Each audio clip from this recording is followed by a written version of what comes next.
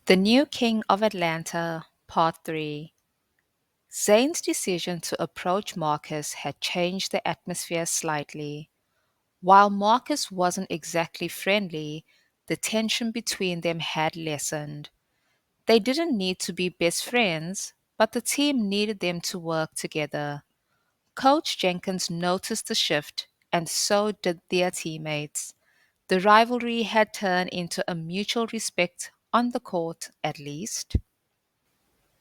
Just as things were beginning to settle with basketball, a new challenge arose at school. The academic workload at the private school was much heavier than Zane had ever experienced in Miami. He was struggling to keep up with assignments, especially in math. He started falling behind, and it didn't go unnoticed by his teachers or by Uncle Malcolm. One evening after dinner, Uncle Malcolm called Zane into his office. "You've been slipping," Uncle Malcolm said firmly. "I brought you here for a better future, not just to play basketball. If you don't pull those grades up, there'll be no more basketball." Zane felt the weight of his uncle's words. Basketball was his escape, his passion. He couldn't imagine life without it, but now his academics were threatening to take it away. Zane knew he needed help and fast. That's when Jada came to the rescue. "You're too talented to let the school break you," she told him one day after class. Jada was not only the top student but also an amazing tutor. She offered to help Zane with his math homework after school. Zane hesitated at first. He wasn't used to asking for help, but he knew he had no choice if he wanted to stay on the basketball team. Zane and Jada began meeting at the library after school. At first, the study sessions were rough. Zane had a hard time focusing, and math wasn't his strong suit. But Jada was patient, breaking down complex problems into simpler terms.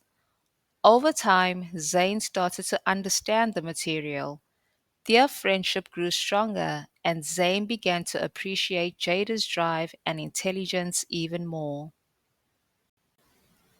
After weeks of hard work, Zane's grades started to improve. He managed to pass his math test with flying colors, surprising both himself and his teacher. Uncle Malcolm was pleased when he saw the change in Zane's report card, but he didn't let it show too much.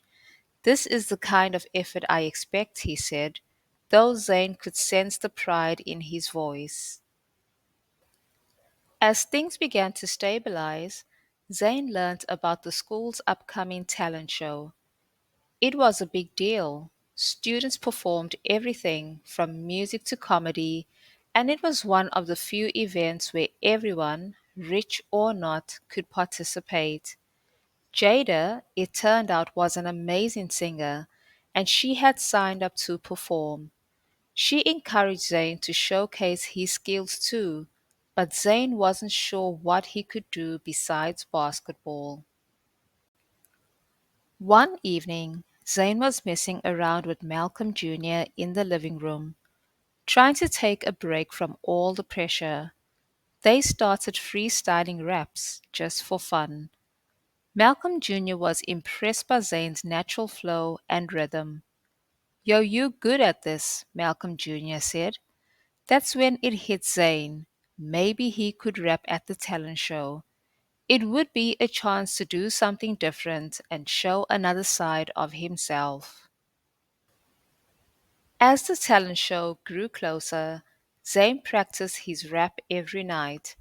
He was nervous. It was one thing to play basketball in front of a crowd, but performing on stage was different. Jada was supportive, offering tips and encouraging him to just have fun with it. Zayn wasn't sure if the students at the school would be into his style, but he knew he had to at least try. The night of the talent show arrived, and the auditorium was packed. Jada went on before Zayn, singing a beautiful song that left the audience in awe. Zayn's heart was racing as he waited backstage. When his turn came, he stepped onto the stage, the spotlight blinding him for a moment. He took a deep breath, then launched into his rap. The crowd was silent at first, but soon they started nodding along, feeling the beat. By the end of his performance, Zayn had won them over. The applause was loud, and for the first time he felt like he was truly finding his place in Atlanta.